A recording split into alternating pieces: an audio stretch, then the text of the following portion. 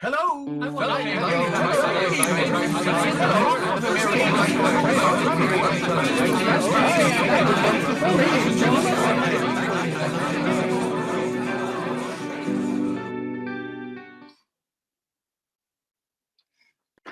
I'm excited to begin cycle 6 on the theme, and this will be our theme throughout the cycle, making friends with a person in a foreign country by exchanging poetry.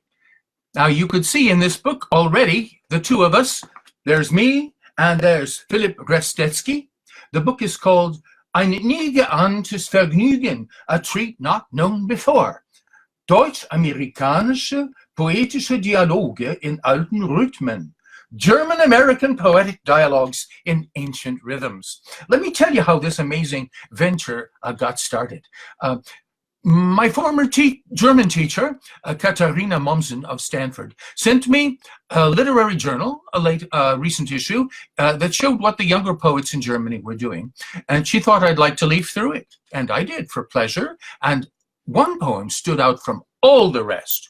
It was written in German, but not in any of the modern forms. It was written in the Greco-Roman form of the third asclepiadic, something I had never seen used in the 20th or the 21st century in any language. I had been experimenting with this myself, and here was a man who had accomplished a modern poem of his own in this form in German with entire perfection. So I wrote to my German teacher and I said, this is astonishing. And she said, would you like to get into contact with him? I'll give you his email and you can perhaps write him. I did that, and guess what I sent him? A translation of his perfect ancient style ode. And I'm going to read it to you now.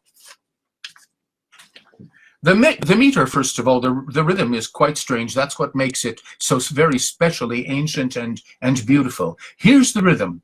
1 and 2 and a 3, 4 and a 5 and 6. 1 and 2 and a 3, 4 and a 5 and 6. 1 and 2 and a 3 and 1 and 2 and a 3 and 4. You never heard anything like that, did you? It's going to be a treat.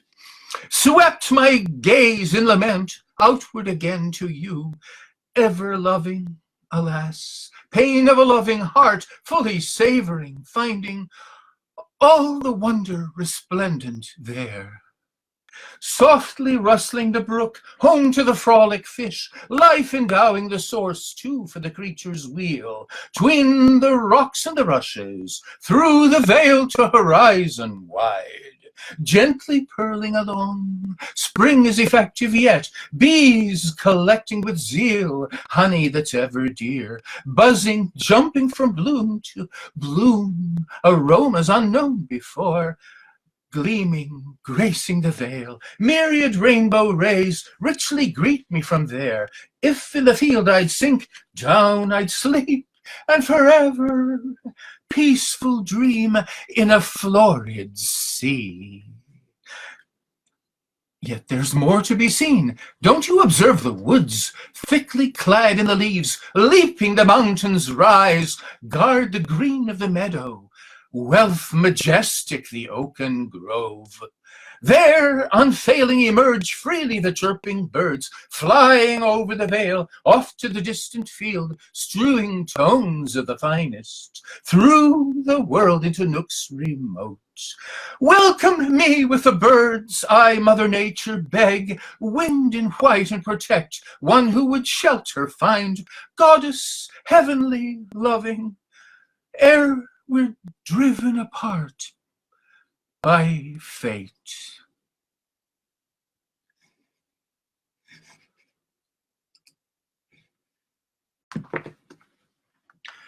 Hello, fellow live tribers and rest of the worlders, whom I imagine before me waiting to hear ancient music such as I introduced last time. You'll remember that I translated an ode that appeared in a German literary journal by Philipp Restetzki, and I sent him my translation. One thing that I failed to mention, though, I didn't have time for everything. One thing I failed to mention is that along with the translation, I also enclosed an original ode that I wrote to him in English. And now I'm going to read you that, but first I'd just like to say a couple of things about it. First, all of the poems in this book have dates, and this one was written on December 8th, 2009, so I was 10 years younger. I turned 76 on the 21st of this month. I was a mere junior, and well, let's see, 76, and Philip would have been, I would have been 66 and he 26, because there's a 40-year gap between us. But you wouldn't be able to tell necessarily from the poems. The point is that this is a very spring-like mood that we're getting from the first part of our book, and I think it'll come through clearly, and perhaps with even more vitality because of what I added in my ode. It's non-traditional, but I like hybrids. I don't like to necessarily keep the tradition pure. I'm not an ancient Greek or an ancient Roman, and I have the privilege to live in upstate New York in the year 2019, so I can do what I like. And I have added rhymes, although patterned rhyme schemes for poems were unknown in ancient Greece and ancient Rome. Utterly unknown. So this is quite a novelty, but I hope you'll enjoy it. I think it adds to the music, and I'm always trying for sweeter music. First of all, let's just review very briefly the third asclepiadic metric form, because it's been extinct, virtually extinct, very close to extinct for 2,000 years, and so people aren't familiar with it. Let's just review. 1 and 2 and a 3, 4 and a 5 and 6. 1 and 2 and a 3, 4 and a 5 and 6. 1 and 2 and a 3 and 1 and 2 and a 3 and 4. Third asclepiad, bliss, who would have thought to find meter comely as this?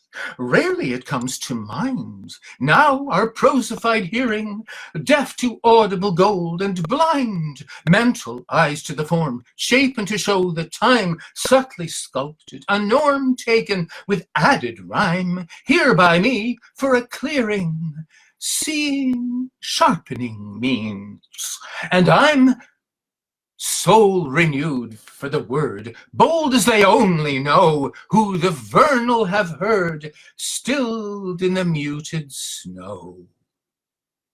Dream of springtime presenting, Proserpine, reawake from woe.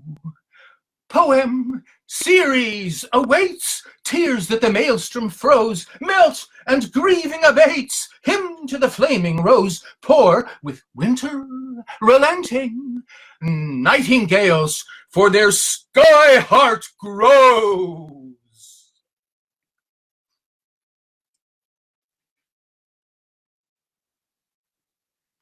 I want to thank everyone out there who's been following this developing friendship between me and Philip.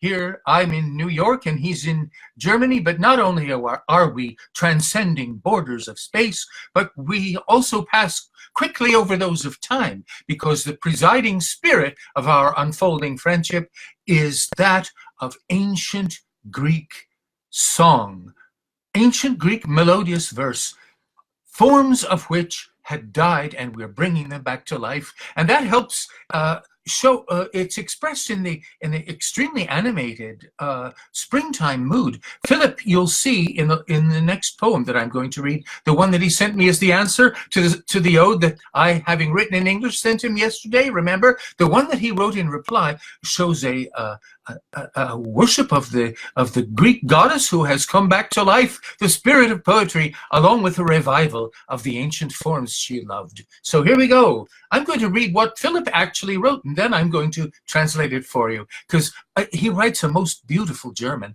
and German itself is most beautiful. I really would love to show that.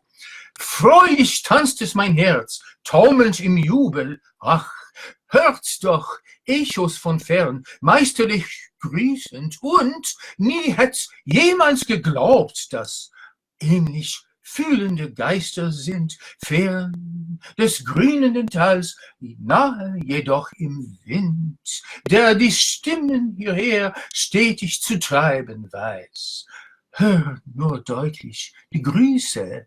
Freude spenden sie dir im Tal und sie locken hinaus ebenso freies Lied. Endlich spüre ich die Kraft wieder im blutigen Fluss meiner Adern und schöpfe selig machendes Gold draus. Und so blüht die Welt mitten im kalten Hauch aus dem silbrigen Glanz freudiger wieder auf.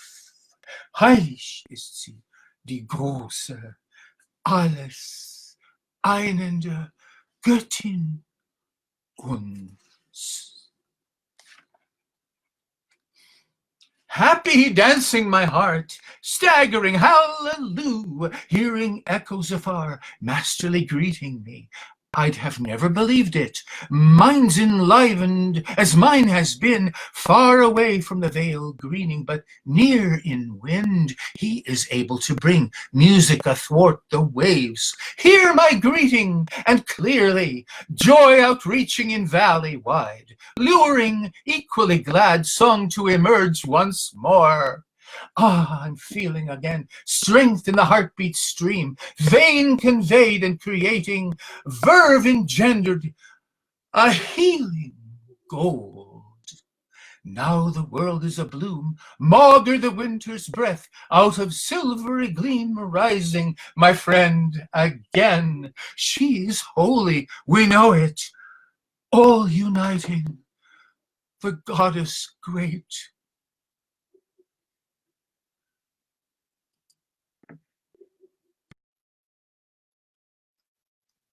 Well, ladies and gentlemen, I am overjoyed to be able to present to you tonight a very special poem because we're moving on from the third asclepiadic, and tonight I will introduce to you the fourth asclepiadic, another genius discovery of the ancient Greeks, and I can guarantee you that nowhere on our planet are original poems being written in the fourth asclepiadic today, nor have been written so far in the 21st century. Only you are privileged to hear such a thing, and those who listen to what I write and the poems written by my wonderful German friend, Philipp Restetzki. Why are these things called asclepiads? It's in honor of someone who appears to have been a deified doctor. Asclepius is the god of healing.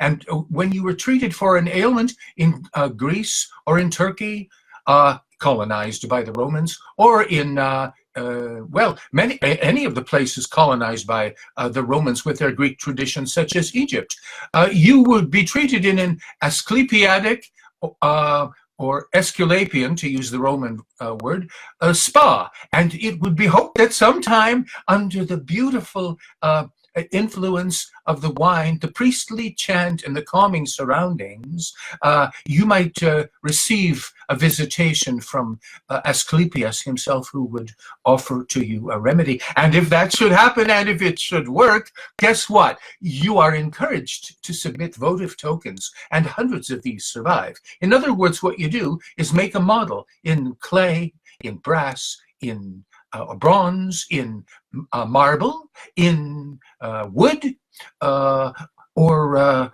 well, anything you like, and you could color it, you could gild it, you could send it separately, you could attach it to a colored plaque with an inscription. The idea was to send in a replica in thanks, a tribute, as in a form of really art as well as realism, in the form, that is, of a depiction of the body part that the god cured, and absolutely none of our wonderful body parts was ever ruled out of such presentations. Now, since we do have a new meter for you today, let me go through it and give you a sense what the pattern is before we begin. 1 and 2 and a 3 and 4, 1 and 2 and a 3, 4 and a 5 and 6, 1 and 2 and a 3 and 4, 1 and 2 and a 3, 4 and a 5 and 6. I feel like singing when I do this, because they are, after all, the patterns of word songs. And here we go with my own tribute to Asclepius, the god of healing. Fed with honey in early youth, never fear in the least, all that the gods may ask, when made orient-minded, they concentrate at a work splendid of bards require. Forth Asclepiad loved and prized, little trouble for one who with a snake would cure. Aye, that skin is iatric, and trophies many he holds, votive the gifts in clay. Those who would the Olympics win, striving, mindful, the soul filled with the love of her goddess, nature unite her wise, haply hearts will recall, she can awake the seed. Won't abandon the challenge, no, filled with vigorous deer, seeking the water spring, they the laurel are craving, strong, filled with pride and alive, ready to run their course.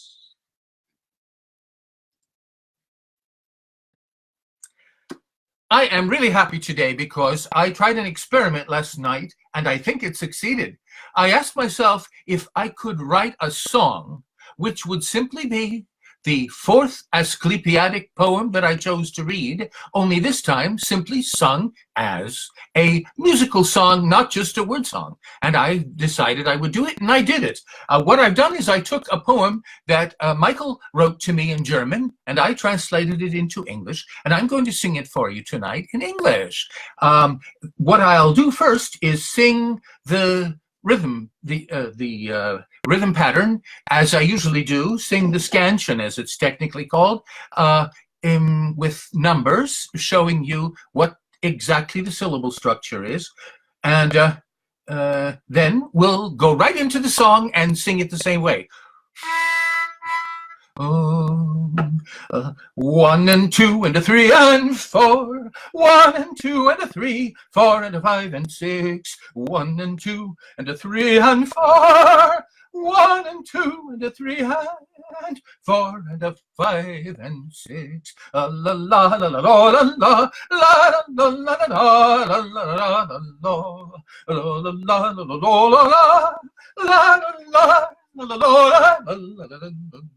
Something in you, the benignant wind, blissful brings in a gleam, born of an active urge, once again with a heart exalt, swift, resilient the link, wider the wander world. Fourth Asclepiad introduced, newly here to the eye, formed in a master's well-crafted verses, and yet so dear, right away to my soul, as by a brother loved. Just the rapidest glance, and then swiftly onto the wine, next to the gentle pen. All our muses to laud and look, what a treasure of dream-filled night the dawn brought forth. Now I hark to the god once more, he is playing the lyre, trancing the mind, and with my exuberant brother gives me his hand, and he shows friendly the way to love.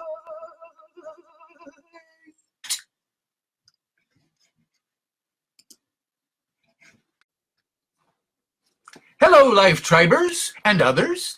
Tonight I have the supreme pleasure to present a lyric in a different ancient stanza form, which I have set to music, just as I did with the previous one, and I'm going to sing it for you in a minute, the scansion form as well as the poem. I'll tell you about the lyric. It's called the sapphic. The sapphic was reputedly invented by Sappho, who was regarded as the greatest of ancient women poets and the first identifiable woman poet in Western history. Actually, it's possible that Miriam came first.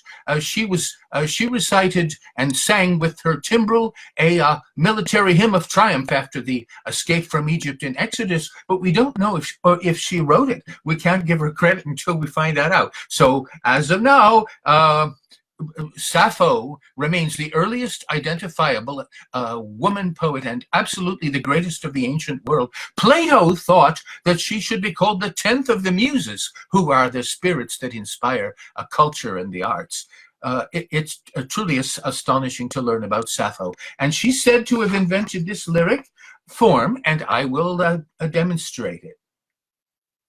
Let's see. Let's try, see if I got a good key. I'm glad I checked. 1 and 2 and 3 and a 4 and 5 and 1 and 2 and 3 and a 4 and 5 and 1 and 2 and 3 and a 4 and 5 and 1 and a 2 and la la la la la la la la la la la la la la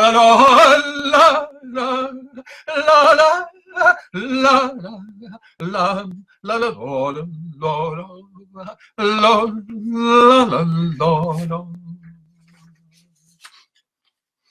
Gratefully at dawn to the gods proclaiming, naught more happy comes to the rueful poet who as in a desert abandoned shouted, waiting for answer.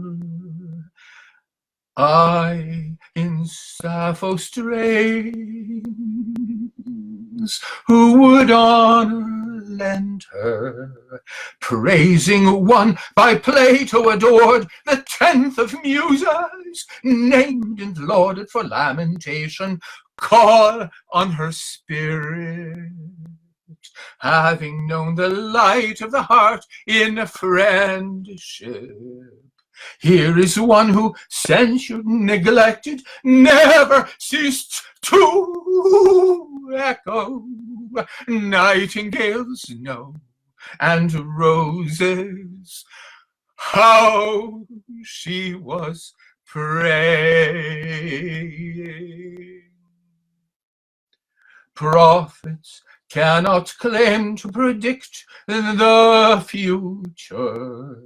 Rather will they speak on behalf of prisoned flames encased in clay, that a freeing greatness enter our nature.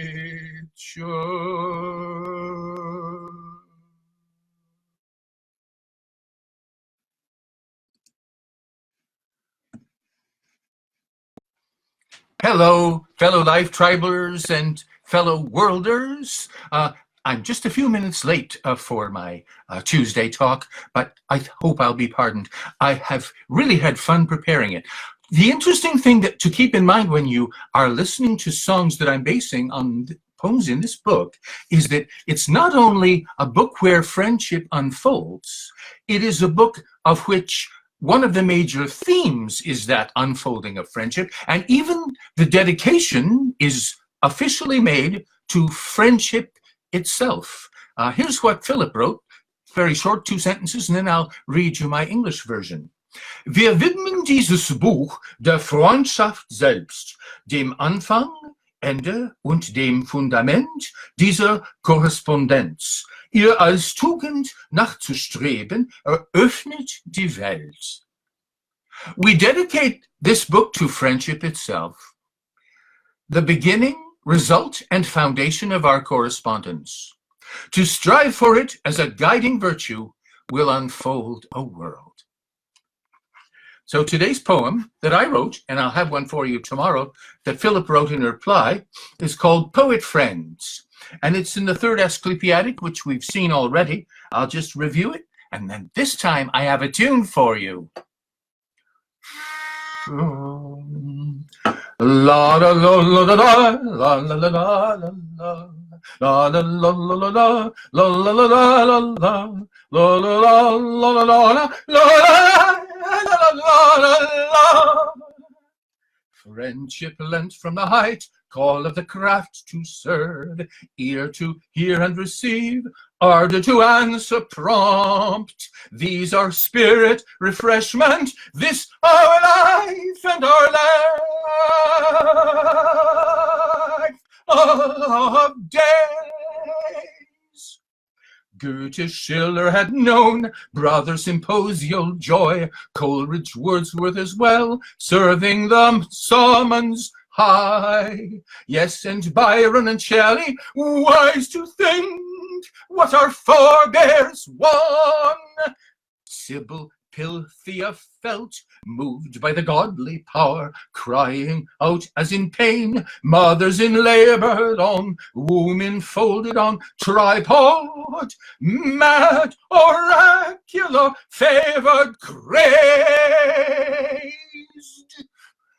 Seers they uninstilled, yet with the art gained skill, friendship aid can attain, heeding the Phoebus ray, Bacchus needing Apollo, cries chaotic in solitude.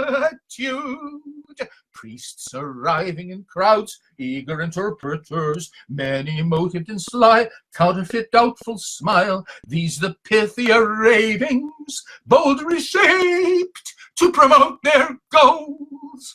How unlike to the wild writhing and frenzied throes Delphi showed is the heart friendship that poets know.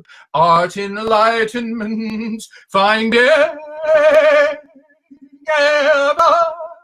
ready to wander far.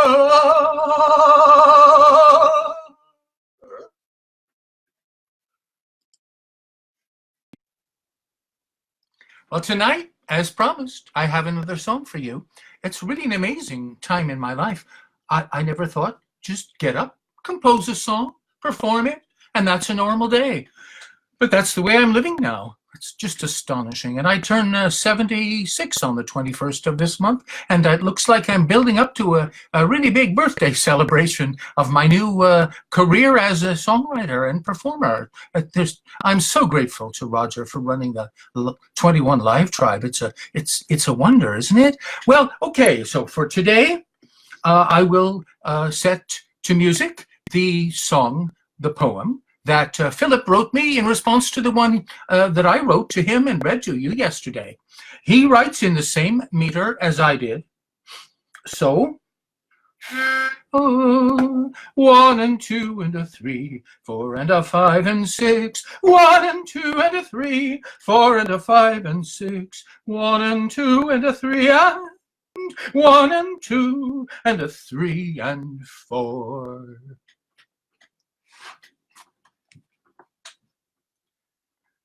Cordial friendship you sing, who of the holy word are a master and name, comrade examples great. Yes, how deeply I feel it, gladly clasping the able hands.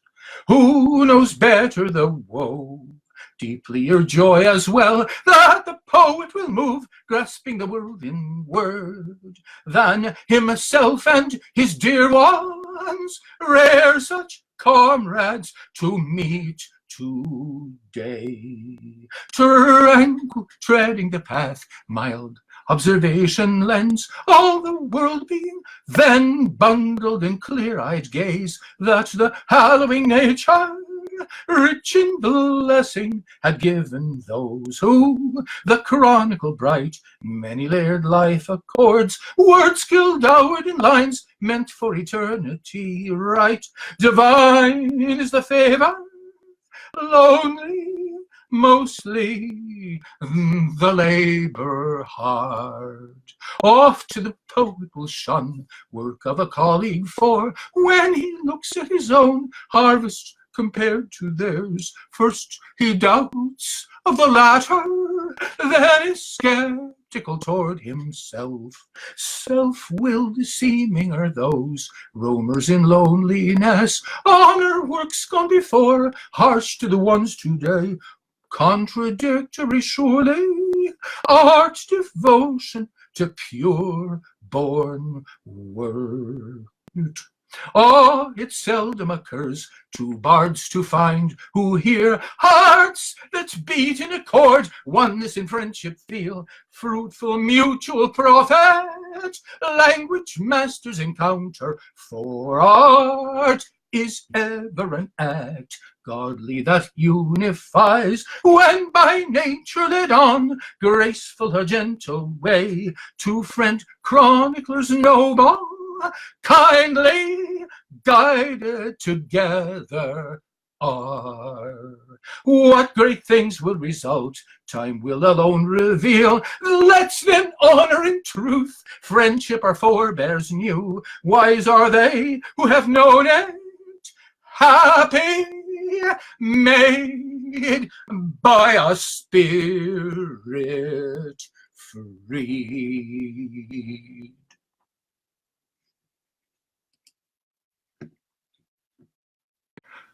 Good evening. The motto of American Reel is everyone has a story.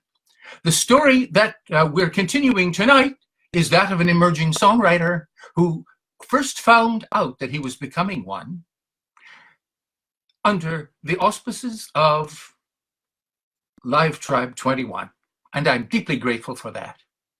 Now, tonight, I have a surprise for you. It's perhaps the most dramatic of all the stanza forms that the ancient Greeks ever invented. It goes like this. First of all, it's called the Alcaic, so that I don't forget to tell you that. La la la la la la la la la la la la la la la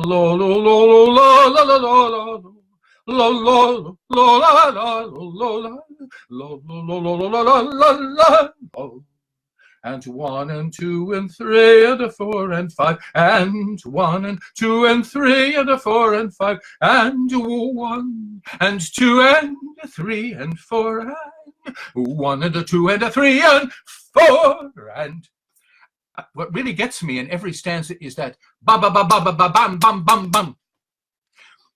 The story I tell in that rhythm tonight is called A Troubled Marriage. And the marriage is that of earth and sky. They don't get along especially well together, although nothing could be more stable than this marriage, even though it's so emotionally upsetting to both. Nevertheless, they figure out ways to deal with that. Each one, you see, happens to be a poet, and each one is extremely moody, and they are, in fact, bipolar and generally forget to take their meds. The problems don't stop, but the situation is a lively one and suited, I think, to this stanza form. So let's go with the key. I saw the early robin a day ago, that proudly hopped and prosperous filled with spring, but then last night the wind capricious, bringing the snow with a chill reminder, was warning plants and animals, look about. My wrath is unallayed, so remain alert. The squirrels and the deer, bewildered, follow the ways of the harried lady. When Father Winter's mean, Mother Life is meek, but when he naps, she'll grab opportunities to heighten eager lovers' dreaming, scattering crocus and rose and snowdrop. The marriage of the earth and the sky has been a troubled one. They're poets and moody both, uneasy mutual adjustment lets them together continue coping.